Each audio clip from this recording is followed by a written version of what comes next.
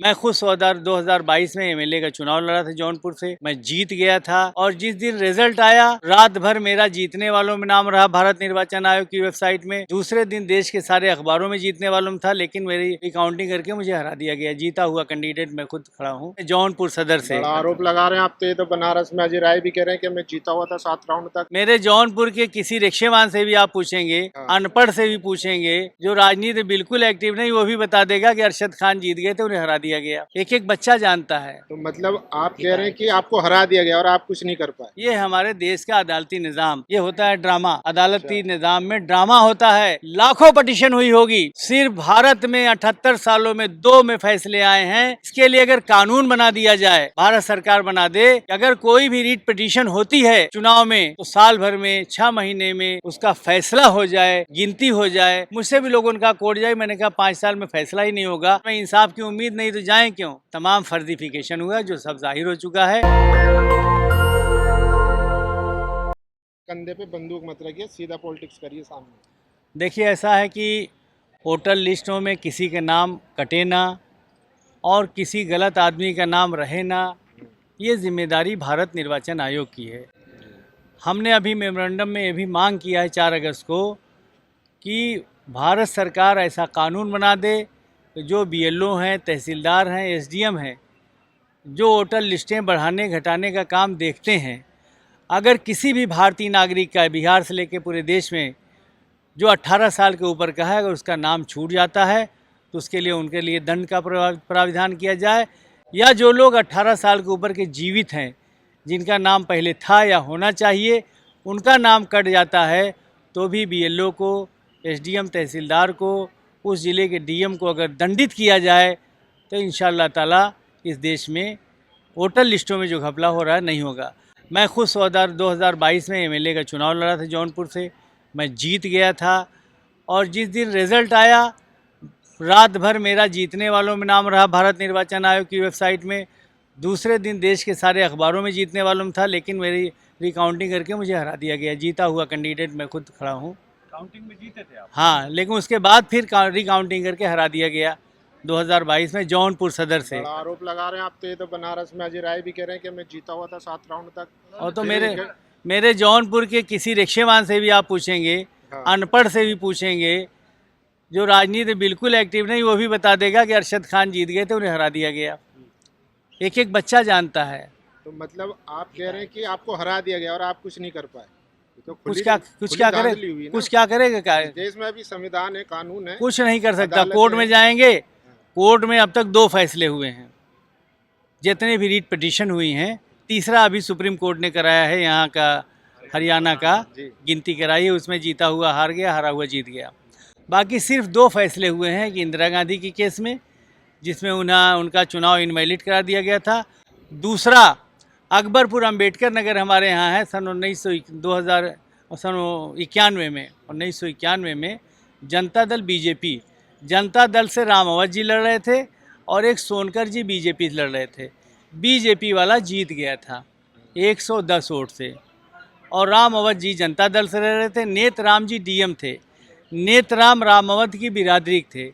उन्होंने जनता दल के राम अवध जी को जिता दिया और सोनकर जी जो बीजेपी थे उनको हरा दिया। फिर सोनकर जी गए कि भाई हमारा रिकाउंटिंग करा दिया जाए, हमारी गिनती में गलती हुई है। 5 साल तक अकबरपुर लोकसभा से जीते हुए रामवत जी एमपी रहे। 6वें साल में सोनकर जी की गिनती हुई, सोनकर जी जीत गए। ना जीत की सर्टिफिकेट मिली, ना पार्लियामेंट में जगह मिली, ना उन्हें तनख्वाह और पेंशन मिली। ये हमारे देश का अदालती निज़ाम।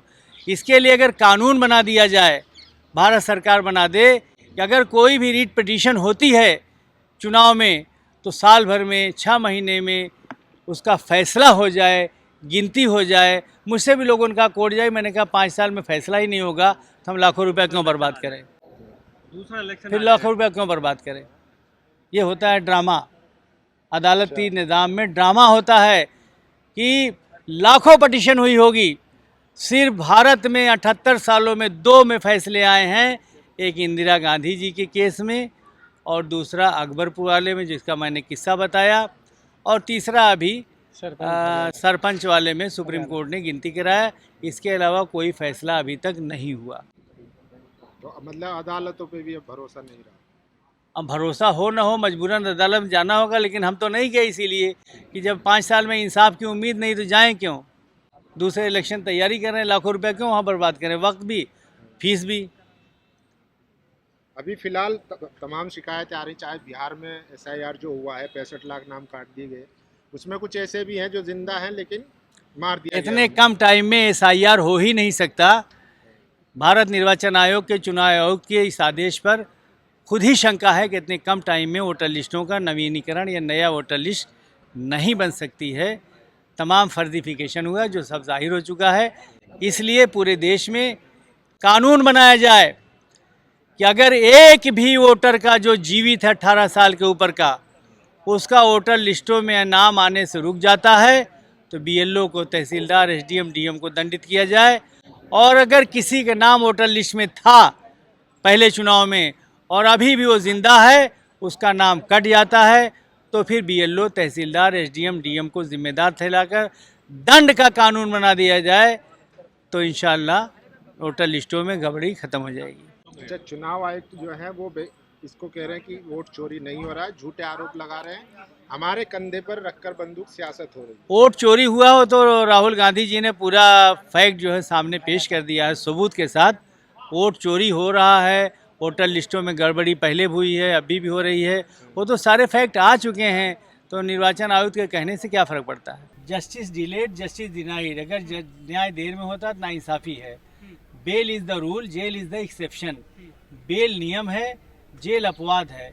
अभी 4 अगस्त 2025 को दिल्ली के जंतर मंतर पर अंबेडकर विचार मंच के बैनर तले हमने बहुत बड़ा धरना दिया था। राष्ट्रपति महोदया, भारत सरकार, नई दिल्ली और चीफ जस्टिस ऑफ इंडिया को मेमोरेंडम दिया है कि उमर खालिद, शर्जील इमाम, ताहिर हुसैन, शफाउर रहमान खां, मीरान हैदर, खालिद सैफी से लेके इशरत सिद्दीकी से लेके जितने लोग भी भीमा कोरेगांव के दलित से लेके कश्मीर से लेके कन्याकुमारी तक जो लोग भी 1 साल से ज़्यादा जेलों में बंद हैं, विचाराधीन कैदी, ट्रायल हो रहा है तो भी, नहीं हो रहा है तो भी, सबको एक मुश्त जमानत दे दी जाए और UAPA कानून को ख़त्म किया जाए। पहले मीसा सन 75 में लागू हुआ था।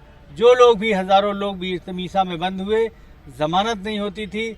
जब मीसा कानून इंदिरा गांधी ने खुद लगाया था, ख़त्म किया, तब जाकर लोग जेलों से रिहा हुए। फिर कांग्रेस ने ही टाडा बनाया था, टाडा में हज़ारों लोग बंद हुए, जमानत नहीं होती थी। हम लोगों ने उसकी भी लड़ाई लड़ी है। टाडा कानून ख़त्म हुआ तब जाके लोग रिहा हुए। फिर पोटा बनाया कांग्रेस ने, वो भी जो है जब कानून ख़त्म हुआ तभी लोग रिहा हुए। उसके बाद कांग्रेस का ही बना UAPA है, उसमें कुछ धाराएं BJP ने जोड़ी हैं। हम भारत सरकार से मांग करते हैं, राष्ट्रपति महोदया से मांग किया है कि UAPA कानून देश के 142 करोड़ नागरिकों के मौलिक अधिकारों के खिलाफ है, बाबा साहब अम्बेडकर के बनाए हुए संविधान के खिलाफ है। ये देश के मौलिक नागरिकों का जो मौलिक अधिकार है जमानत पाना, उसकी खिलाफ वर्जी करता है। इसलिए UAPA कानून ख़त्म किया जाए और जो लोग भी किसी भी धारा में या UAPA के तहत जेलों में कश्मीर से लेकर कन्याकुमारी तक और उमर खालिद से लेकर शर्जील इमाम तक, भीमा कोरेगांव के दलित चिंतक, जो लोग भी बंद हैं 1 साल से ज़्यादा जेलों में बंद हैं, उनका ट्रायल हो रहा है तो भी, नहीं हो रहा है तो भी, सबको जमानत दे दी जाए। लेकिन बाबा को तो बार बार जमानत मिल जाती है, जो राम रहीम है, जब भी चुनाव आते हैं बाबा बाहर आ जाते हैं। आखिर ये जो मुस्लिम कम्युनिटी से जो इंटेलेक्चुअल लोग हैं, बुद्धिजीवी लोग हैं, उन पे क्या उनके साथ में ये सौतेला व्यवहार किया जा रहा है कोर्ट के द्वारा? देखिए, ऐसा है कि नाइंसाफ़ी कहीं न कहीं जहाँ भी हो रही है, लड़ाई लड़ी जा रही है और आज नहीं तो कल इंसाफ कायम होगा। हमने अपनी पूरी बात रख दिया तो और आगे भी लड़ाई लड़ी जाएगी। सितंबर में फिर हम लोग एक धरना लगाने वाले हैं। धरने के माध्यम से इस मुल्क में डेमोक्रेसी है, हमारा राइट है कि हम धरना दें, मेमोरेंडम दें और शांतिपूर्ण ढंग से अपनी बातें सरकार तक, प्रधानमंत्री महोदय तक, राष्ट्रपति महोदया तक, चीफ जस्टिस ऑफ इंडिया तक पहुँचाएँ और आज नहीं तो कल नहीं तो परसों इंशाल्लाह न्याय कायम होगा। नेशनल दस्तक की आपसे गुजारिश है कि अगर इसको बचाना चाहते हैं तो नेशनल दस्तक को सब्सक्राइब करने के लिए रेड कलर के सब्सक्राइब बटन को दबाएं, फिर बेल आइकन की घंटी दबाएं। नेशनल दस्तक को बचाने के लिए बहुत जरूरी है कि हर खबर को शेयर करें, लाइक करें, कमेंट जरूर करें।